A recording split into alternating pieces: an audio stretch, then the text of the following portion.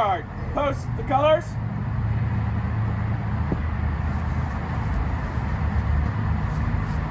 Color guard, salute. Please join me in the Pledge of Allegiance.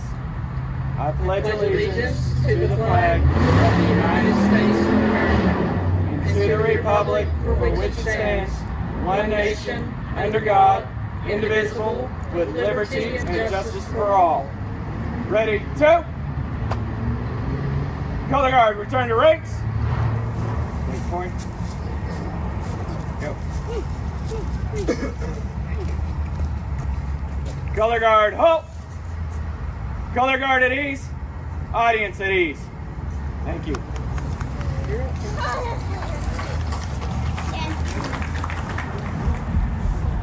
Good afternoon. I don't know who ordered up this weather, but we have somebody to thank for this, don't we? Isn't it nice? Busy time of the year. We want to thank each and every one of you for being here for this significant occasion. There's not many lodges of this importance, this stature anywhere, and certainly not any that have both a state historical designation and now a national register designation as well. So it's quite an occasion. 1932 was a year which found this country and much of the world in some of the deepest and darkest economic times in history. We were 2 years into the Great Depression. Banks were closing at an alarming rate. The stock market had crashed, and unemployment, believe it or not, folks, in 1932 was 25%. And that was totally out of work. That doesn't count the ones who were barely marginally employed. So it was a deep, dark time. 2 years later, 1934, this lodge was constructed. Mr. Josey was a person who valued service to community, service to nation, and he realized, I think, how important scouting was, because scouting teaches service. It always has, I think always will. So here we are, almost 9 decades later, celebrating this occasion, marking this lodge as a National Register property. It's a gift. It was a wonderful gift, and Mr. Josey, Gibbs Brothers, who donated some of the timbers and logs, some of the petrified wood for the fireplaces and so forth. It was an effort of a community effort, but Mr. Josey certainly led the way, and it's something that Huntsville and Walker County and this whole area can be very proud of. So we might mention just in passing that we're hopeful in the coming years, there's no time frame just yet, to have a museum and archives for scouting in this county in the caretaker's cabin up the hill here, which could be used by the community at large, the general public. It can be used by scouting leaders in their teaching of merit badge courses and whatnot. And so that's something that we're trying to work on right now. But that's more later, as they say, on that. So thank you again very much for coming today.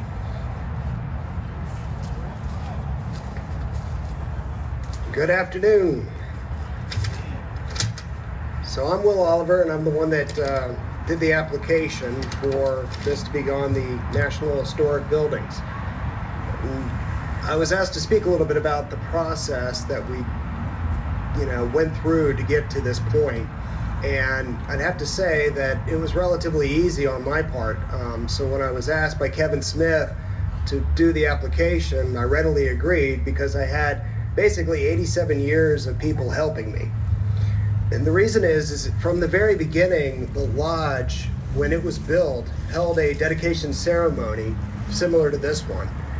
And as a result, a whole bunch of people came out, they preserved the memories. So those preserved memories were able to have those records, and I was able to tap into those. Then in the preparation for the 100th anniversary of scouting, I started tapping into more scout histories and talking to people. And then up at the Walker Education Center, we had this, not only did we have the 100th anniversary of Huntsville Scouting, but we also had the 75th anniversary of the lodge. So I started talking to people and getting all of this together, and stories and photographs and all of this. And then we held at the Walker Education Center the memorabilia, and we asked people to donate. And the stuff that we got was just incredible. The outpouring that we got for that, it got hard to keep track of everything. And so My favorite part of all of that, though, was listening to the stories of Huntsville Scouters. I then took all of that, put it together into a 10-page booklet. Harriet helped me out with that. She made it really nice and pretty. And I sent it off to the Texas Historical Commission. You see, they're the gatekeepers to the national application. So you have to go through them, and you have to get their attention. Well, the 10-page booklet apparently got their attention. And so as a result, they said I could fill out the application, which made it even easier because all of the information that was in that booklet, the person that was helping me had all the answers in there. So he really filled out the application for me on my behalf, which I greatly appreciated. And they sent it in, and of course we then had to wait. And we waited and we waited and we waited. But eventually they came back and they said this is now a National Historic Building. So again, my part in all of this was really small. I simply had to stand on the shoulders of giants. All the people that came before me, from Robert A. Josey all the way up through Kevin Smith. Thank you.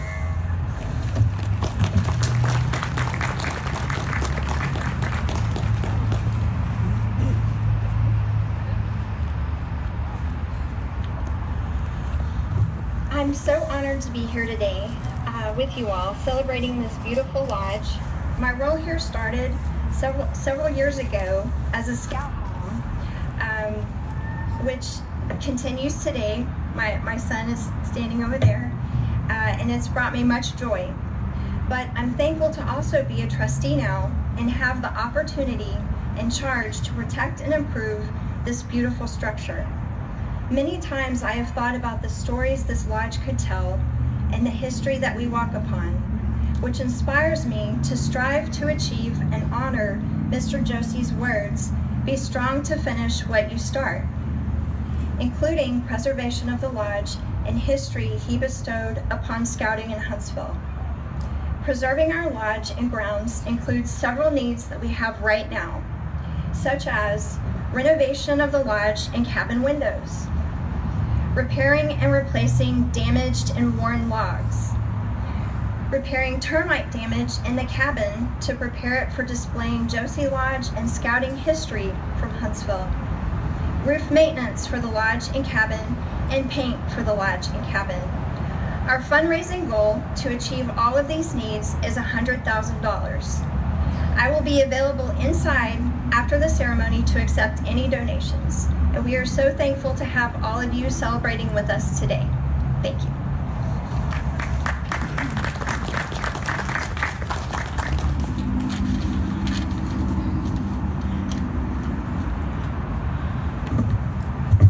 I'm so lucky to be the mayor of Huntsville, Texas.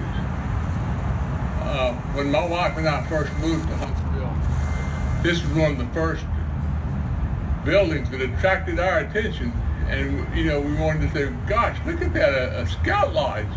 I don't know how many cities, if any, can boast of a scout lodge like we have here in Huntsville, Texas. Thank you for letting me be a part of this dedication event. To be listed on the National Register of Historical Places is quite an accomplishment. It is with great pleasure I say congratulations to all those who had a part in this event. In 1934, Robert Josey had a vision, and we all stand here today as a recipient of that vision. The Josey Scout Lodge and Caretaker's Cabin is another shining example of what makes Huntsville so great and unique. On behalf of the City Council and the city, we all say, well done. Events like this make me so proud to be able to represent this city as your mayor, and it's another example of why we all love home sweet Huntsville. I'm sure that both boy and girl scouting will continue through these facilities for years to come to teach our young people the values that are associated with scouting. Thank you very much.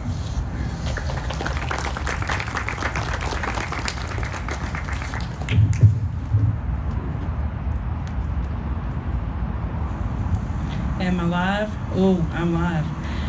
Good afternoon. I think I went dead again. My name is Karla Christian. I am the chairman of Josey Scout Lodge. And maybe I need to just yell Can y'all hear me if I just yell? Yes. Okay. I've never been accused of having a big mouth, but anyway. The first thing I want to do is thank you all for coming out today to celebrate with us. I also need to thank these folks standing behind me for coming out to help us build this celebration. Dr. Oliver was being very modest. He said that he had an easy job putting this application together. If he considers hundreds and hundreds of hours donated to the project easy, then bless his heart, because he has a lot of hours invested in this. He mentioned the 10-page booklet that he put together. That booklet is fascinating reading, and it is linked on our website. So if you're interested in learning more about the history of the lodge, please do go out on our website and take a look at that, because if there's anything to know about this place, Will Oliver captured it in that booklet. Another comment that I wanted to address really quickly, there are very few facilities like this in the scouting world. I've been active with BSA for about 20 years on the national level, and there are probably fewer than 5 comparable facilities like this in the United States. This is an absolute treasure. We of course use it locally for our own scouts, but we also frequently host scouts coming from other cities. Either they're passing through on their way to summer camp, or they want to come up here and hold a training course. And each and every time they walk in and they say, wow, this is just such a treasure for us. And we love sharing it with our own kids, but we also love sharing it out in the public. I wanted to tell you just a little bit about the organizational vision of the Board of Trustees for Josey Lodge, and there are 4 points to it.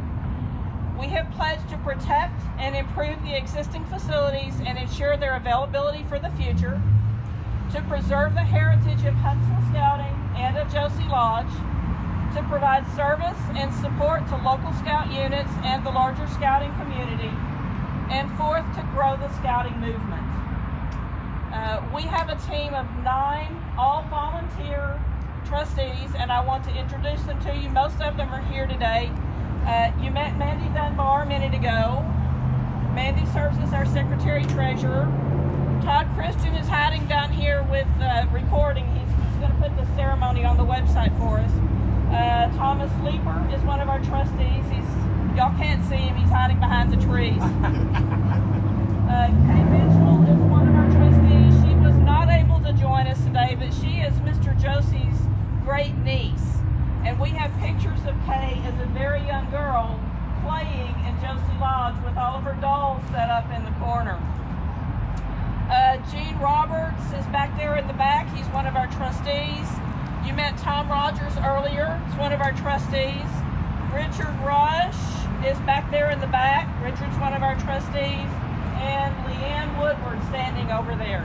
So these are the 9 volunteers that make sure this place keeps going. But the unit leaders, the scoutmasters and the cub masters and all of the assistant cub masters, we rely heavily on them for input and for assistance. It's the trustees' job to make sure this place is here for those people, because they're the ones boots on the ground with the scouts. So we consider all of them adjunct trustees, and we are developing a really strong relationship with them so that they talk to us and we talk to them, and everybody can function better that way. Couple of shout outs that I need to make. Troop 1934, I've spotted a few of you. Where'd Michelle go?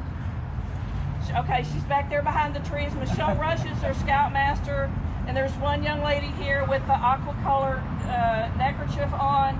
These ladies took it upon themselves to clean the lodge. Nobody asked them to do that. That service came from their hearts. They just did it. Troop 1934, thank you very much. My son and I came up here last night to clean the bathrooms, and when we got here, there were a couple of cars we didn't recognize, and a strange noise coming from the front porch of the lodge. So it was about dark, and we were a little skeptical, so we kind of tiptoed down here. And when we got to the bottom down here, we found Shiloh Crocker, who is a Scout mom, and her sister Shannon Atnett, who has no connection to Scouting except she's a really neat lady. But those two ladies were on their hands and knees vacuuming and shampooing the rug on the inside and cleaning up our floors.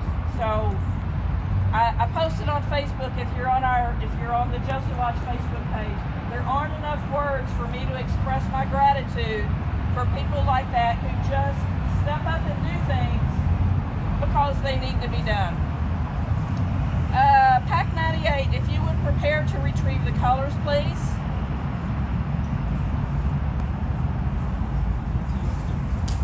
While they get ready to do that, I will thank you one more time for coming out to celebrate with us. After the Cub Scouts have retrieved the colors, we would invite you to come inside and join us. We have some refreshments set out for you. There are several folks in there who love to give tours of the lodge and talk about the history of the lodge. We've got a neat slideshow set up for you to see some of the things that have gone on over the years. And if you care to do so, we would very much appreciate whatever donation and assistance you can offer. So with that, Pack 98. Color guard attention. Audience attention. Color guard advance.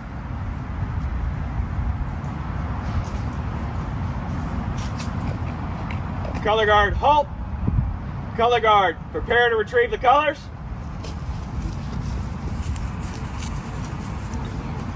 Color guard scout salute. Color guard retrieve the colors.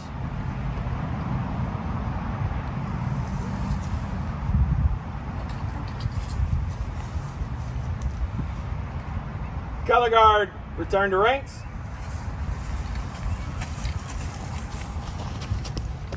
Keep going.